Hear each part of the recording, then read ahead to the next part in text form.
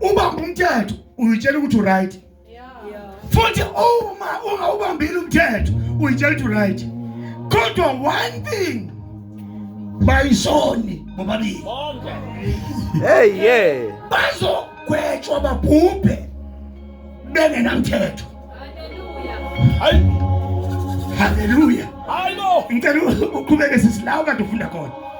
Uqhubeke. Kepha abenzayo umthetho ibona abaya kulungisiswa. Oh. Hallelujah. Kwenzwani? Umthetho. Abawenzayo. Yeah. Bazolungi? Balungisiswa kanjani bazalwane? They are waiting for their turn. Ukuthi banikwe ithuba lokulungisiswa. Yeah. Hayi manje. Hayi manje.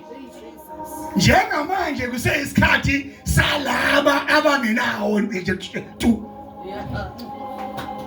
Oh amen. Ungifundele u23 chapter 3. Siyahamba nje siyashesha ngoba uthe wena ufuna ukushesha wami. Chapter 3 verse 23. Ngokuba bonke bonile. Oh. Basilalelwe inkazimulo kaNkuluNkulu. Obani abo bonke labo kuthiwa bonke. Oh amen. Aba ku chapter 1 bonile. Aba ku chapter 2 bonile. Yeah. Awuyibona inkosi? Oh yeah. Abelo bonile. Hayi. Abangenayo ilo bonile. Bonke bonile basilelwe inkazimulo. Bonke. Oh amen. Qhubeka kulelo verse.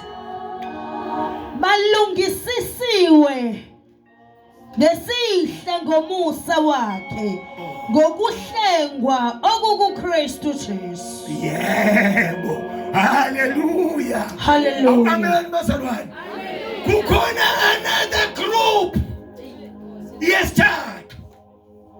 Elungisisiwe ngoJesu. Oh Nkosi yami. Yo. Mathathu manje lama group.